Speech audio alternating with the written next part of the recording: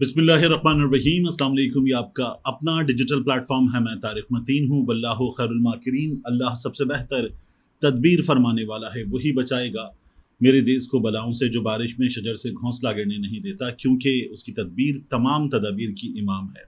सबसे पहले आपको ईद मुबारक। और जब मैं ये ईद मुबारक का पैगाम दे रहा हूँ तो आप दुनिया भर में जहाँ भी बसते हैं, आपको अल्लाह ईद की ढेरों खुशियाँ दिखाए, इस ईद की भी और आने वाली हर ईद की भी। तो मैं इस मौके पर अपने अजीज़ व अकारिब को, ख़ास तौर पर अपनी छोटी बहन को जो हॉलैंड में बसती हैं, उनको भी ईद मुबारक कह दूँ। अपने बहनोई टीपू हक्कानी को, उनकी फ़ैमिली को ईद मुबारक। आप सबको ईद मुबारक। आप सब मेरी यूट्यूब फैमिली हैं। अब इस वीडियो के मौज़ूआत की बात करें। इमरान खान साहब ने ईद मुबारक का पैगाम दिया है, और ईद मुबारक का पैगाम देते हुए इमरान खान साहब ने army chief general Asim Munir साहब के नाम और वज़ीर दाखिला मोहसिन नकवी साहब के नाम पैगाम भी दिया है। और इमरान खान साहब ने इनके नाम पैगाम देते हुए इन पर इल्ज़ामात भी लगाए हैं। इसकी इस वीडियो में बात करेंगे। इसके साथ साथ इस वीडियो में मैं आपको बताऊंगा कि मलकू के साथ एयरपोर्ट पर क्या हुआ है, और जज वकास मिर्ज़ा, लाहौर हाई कोर्ट के जज वकास मिर्ज़ा, लाहौर हाई कोर्ट के चीफ जस्टिस के बाद एक जज और निशाने पर हैं। क्यों निशाने पर हैं? क्या उन्होंने मुसलमानों के जज्बात मजरूह कर दिए हैं हकीकतन? इस बारे में हकीकत क्या है, ये भी इस वीडियो में मैं आपके सामने रखूंगा। बल्कि जज साहब के इस तनाज़े से ही बात शुरू कर लेते हैं।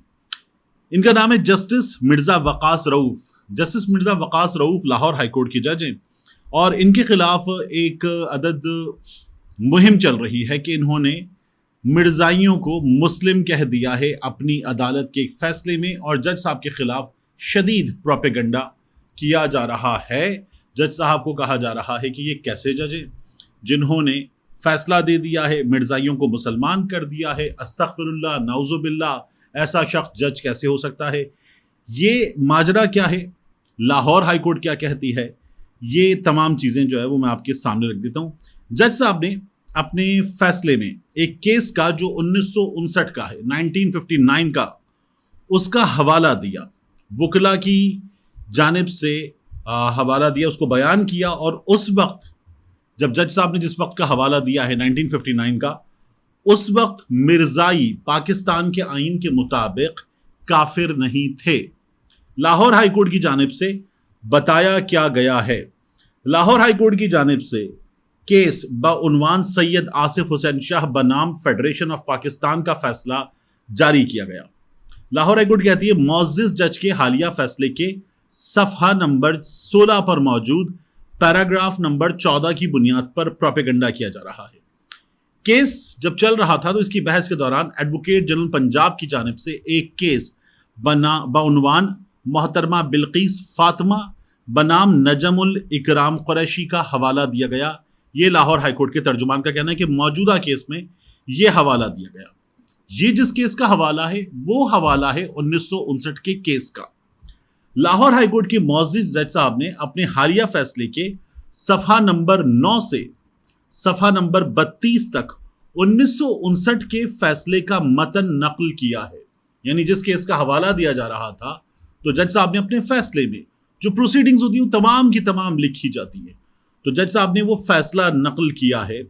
हालिया फैसला जो जज साहब का फैसला है, जस्टिस वकास साहब का फैसला, उस फैसले के सफ़हा नंबर 16 पर जिस पैराग्राफ नंबर 14 का हवाला दिया गया है, वो 1959 के फैसले का पैराग्राफ नंबर 14 है। यानी अब ये कहा जा रहा है कि जज साहब ने अपने फैसले के सफ़हा नंबर 16 के पैराग्राफ नंबर 14 में ये कर दिया।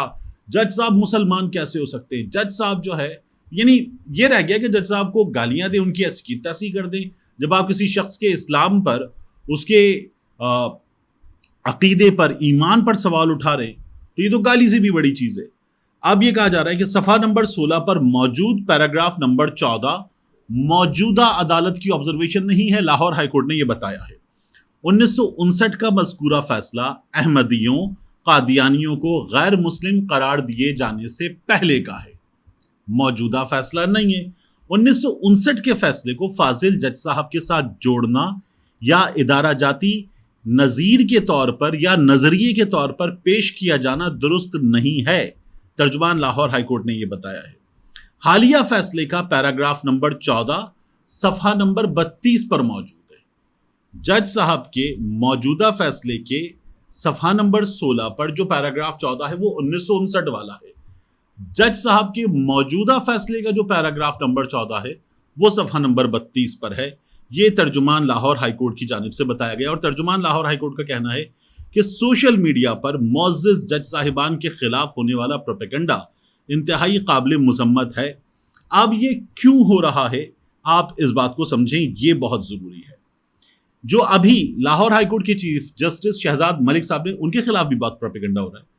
انہوں نے جو بینچز بنائے، ٹرائیبیونل بنائے کہ یہ کیسز سنیں گے الیکشن میں دھاندلی کے حوالے سے، یہ سنیں گے جو فارم 45 فارم 47 کے معاملات ہیں، تو جسٹس وقاص رؤوف صاحب کو، مرزا وقاص رؤوف صاحب کو جو ڈسٹرکٹ ان کی جیورسڈکشن میں ان ٹرائیبیونل میں دیے گئے وہ ہیں راولپنڈی، جہلم، چکوال، اٹک، میاں والی، اور چھٹا ہے تحصیل سرائے عالمگیر، یہ جج صاحب کو دیے گئے۔ اب آپ سب سے پہلے اس میں راولپنڈی کو جب دیکھتے ہیں تو پھر آپ کو یاد آتا ہے کمشنر چٹھا، لیاقت چٹھا، جو اس وقت کہاں ہے نہیں معلوم۔ عمران خان صاحب بھی جیل سے سوال اٹھاتے ہیں کہ چٹھا کہاں پر ہے۔ قاضی فائز عیسیٰ صاحب پر بھی چٹھا نے الزام لگایا تھا۔ قاضی فائز عیسیٰ صاحب نے الزام بے بنیاد ہے یہ تو کہہ دیا، لیکن یہ ایک بار بھی نہیں پوچھا کہ چٹھا کہاں ہے، چٹھا کو میری عدالت میں لاؤ۔ تو چٹھا غائب ہے، لاپتہ ہے چٹھا۔ تو چٹھا نے کہا تھا راولپنڈی ڈویژن کی تمام سیٹیں پاکستان تحریک انصاف جیت گئی ہے۔ پھر ہم نے دیکھا تھا بعد میں جو ان کے ماتحت تھے لوگ، وہ تمام کے تمام آئے تھے آروز، اور انہوں نے آ کے ٹیلی ویژن پہ جو بیانات دیے تھے۔ اب اگر آپ وقاص رؤوف صاحب کے خلاف جو پروپیگنڈا ہو رہا ہے اس کو دیکھیں تو راولپنڈی بھی ان کے پاس ہے۔ تو ممکنہ طور پر یہ جو لوگ ان کے خلاف یہ تمام چیزیں کر رہے ہیں ان کو دیکھیں، ان کے سوشل میڈیا اکاؤنٹ کا ذرا سا آپ جائزہ لیں، تھوڑا سا پیچھے چلے جائیں تو آپ کو نظر آئے گا کہ یہ لوگ جو ہے یہ بڑے مخصوص اکاؤنٹس ہیں، یہ ایک مخصوص جماعت کو سپورٹ کرنے والے اکاؤنٹس ہیں، اور یہی لوگ جسٹس شہزاد ملک صاحب کے خلاف، ان جج صاحب کے خلاف، لاہور ہائی کورٹ کے دیگر جج صاحبان کے خلاف فارم 45 فارم 47 کی لڑائی میں یہ لوگ یہاں کھڑے ہوئے ہیں، اور اس لیے جج صاحب کے خلاف یہ تمام پروپیگنڈا کیا جا رہا ہے۔ یہ کل کہانی ہے اس پروپیگنڈا کی۔ عمران خان صاحب نے کیا پیغام دیا جیل سے؟ عمران خان صاحب نے جیل سے پیغام دیا، میری قوم کو عید مبارک۔ عید الاضحیٰ حضرت ابراہیم علیہ السلام کی طرف سے قربانی کی روح کو اپنانے کی یاد دلاتی ہے۔ بدقسمتی سے کچھ افراد کی جانب سے نفس اور انا کی پرستش نے ہمارے ہر ادارے کی تباہی اور معاشرے کی اخلاقی بگاڑ کی بنیاد رکھ دی ہے۔ پاکستان کرکٹ ٹیم کی حالت بتاتی ہے کہ کس طرح ایک فرد کی انا اور نتیجتاً اقربا پروری نے پاکستان کو تباہی کے دہانے پر پہنچا دیا ہے۔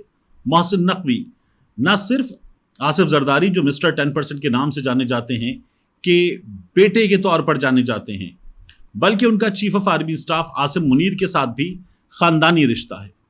محسن نقوی کا عمران خان صاحب کہتے ہیں اپنے سوشل میڈیا پیغام میں کہ آرمی چیف کے ساتھ خاندانی رشتہ ہے۔ یہ سوشل میڈیا پر کئی بار ہوا۔ میں نے اس حوالے سے کچھ چیزیں معلوم کی تھیں جس میں یہ جو شہر بانو نقوی ہیں ان کا بھی آرمی چیف سے رشتہ جوڑا جا رہا تھا، اس کے علاوہ ان کا محسن نقوی سے رشتہ جوڑا جا رہا تھا، پھر کچھ اور دیگر رشتے جوڑے جا رہے تھے جس میں ایک ٹی وی اینکر بھی ہیں، محسن نقوی بھی ہیں، محسن نقوی کے خاندان کے دیگر افراد بھی ہیں، یہ تمام چیزیں بتائی جا رہی تھیں۔ تو میں نے جو چیزیں معلوم کی تھیں ان میں کچھ لوگوں کا یہ کہنا تھا، ظاہر ہے کہ فیملی ٹری ہمارے سامنے اس طرح سے نہیں ہے، اور اگر فیملی ٹری بھی ہو تو بیٹا، اس کا باپ اور پھر اس طرح سے ہوتا ہے، تو جو ایکسٹینڈڈ فیملی اور دیگر رشتہ دار وغیرہ ہیں وہ اس میں پتہ نہیں چلتے اس طرح سے۔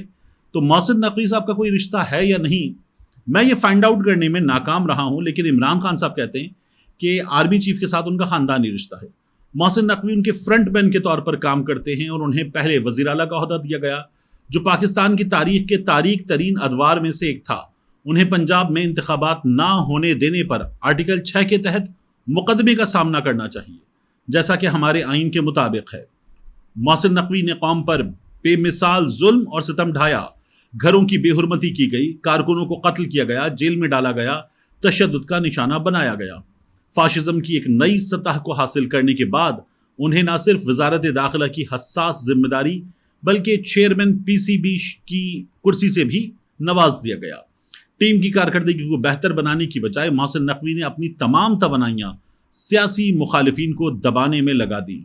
پاکستان کرکٹ ٹیم کی حالیہ کارکردگی سے ظاہر ہوتا ہے کہ کھلاڑیوں کا حوصلہ کم ترین سطح پر ہے، کیونکہ ٹیم کی سربراہی ایک نااہل ٹاؤٹ کے ہاتھ میں ہے، یہ عمران خان صاحب لکھتے ہیں۔ عمران خان صاحب لکھتے ہیں یہ غلط ترجیحات ملک کے قانون اور نظام کی صورتحال میں بھی نمایاں ہیں۔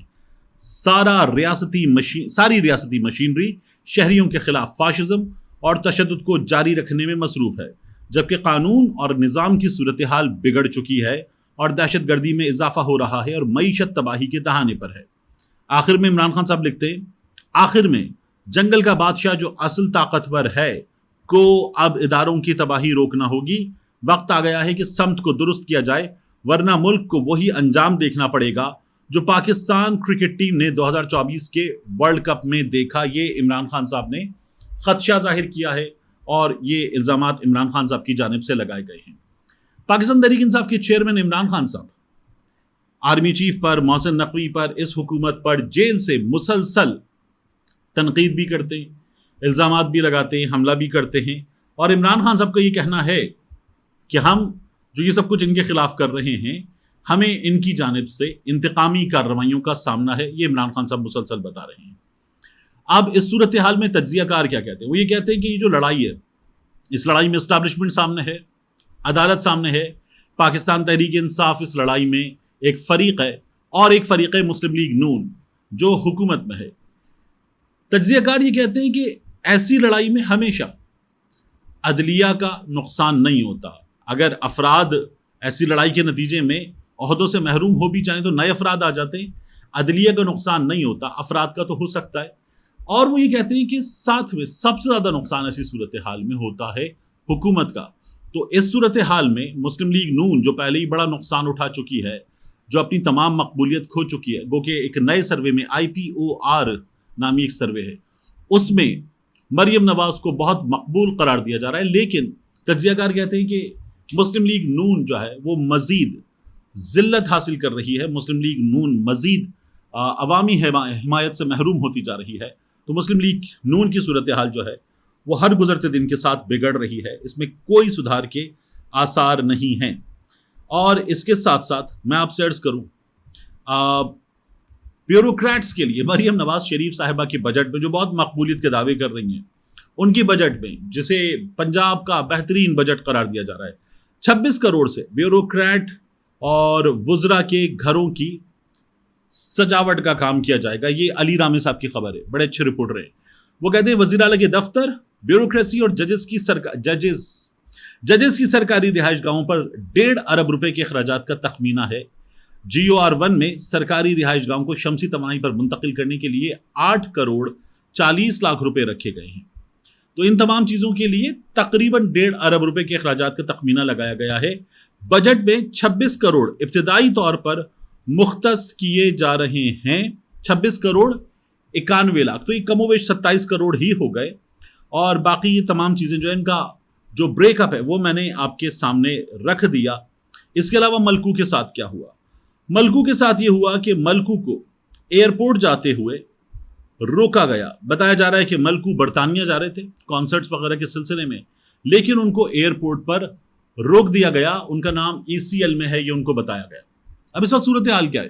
ایک جانب ملکو ہے، ایک سنگر ہے، ایک جانب احمد فرحاد ہے، ایک شاعر ہے، ایک جانب عمران ریاض خان ہے، ایک مقبول ترین صحافی ہے۔ یہ صورتحال ہے، اور یہ تینوں اگر آپ دیکھیں تو آپ کو اس رجیم کے خلاف تنقید کرتے ہوئے نظر آئیں گے۔ یہ تینوں آپ کو عمران خان کے موقف کو درست کہتے ہوئے اور عمران خان کی سپورٹ میں بات کرتے ہوئے نظر آتے ہیں۔ یہ اس وقت صورتحال ہے۔ عمران خان جیل میں، یہ صورتحال میاں نواز شریف کے ساتھ کیوں نہیں ہوئی؟ میاں نواز شریف عمران خان سے زیادہ عرصے سے سیاست میں ہیں، میاں نواز شریف عمران خان سے زیادہ بار اور کہیں زیادہ منصب اقتدار پر رہے ہیں۔ میاں نواز شریف کا تو یہ بھی دعویٰ ہے کہ خطے کے تمام ممالک، گلف کے تمام ممالک اور دنیا کے بہت سے ممالک، وہاں میاں نواز شریف کے جیسے تعلقات ہیں، ایسے تو پاکستان میں کسی کی بھی نہیں ہیں۔ پاکستان کی سیاست کا سب سے سینئر اس وقت جو گھوڑا ہے وہ میاں نواز شریف ہیں۔ یہ ہمیں میاں نواز شریف کے حامی تجزیہ کار بتاتے ہیں۔ تو پھر یہ جو سپورٹ، اداکاروں کی سپورٹ، شاعروں کی سپورٹ، صحافیوں کی سپورٹ، گلوکاروں کی سپورٹ، اور اس کے علاوہ فیشن ڈیزائنرز کی سپورٹ، مختلف کھلاڑیوں کی سپورٹ، یہ سپورٹ جو عمران خان کو حاصل ہے، یہ سپورٹ میاں نواز شریف کو یا کسی اور کو حاصل کیوں نہیں ہے؟ اس لیے کہ عمران خان اپنے موقف پر ڈٹ گیا ہے، اور عمران خان وہاں جیل میں بیٹھ کر اپنی لیگل ٹیم کے ذریعے عدالتوں میں اپنے مقدمات لڑ کے ختم کروا رہا ہے، جبکہ میاں نواز شریف صاحب کو ہم نے ایک سے زیادہ بار ملک سے مشکل صورتحال میں روانہ ہوتے ہوئے دیکھا ہے۔ ملتے ہیں انشاءاللہ آپ سے اگلی ویڈیو میں، ایک بار پھر آپ کو عید مبارک۔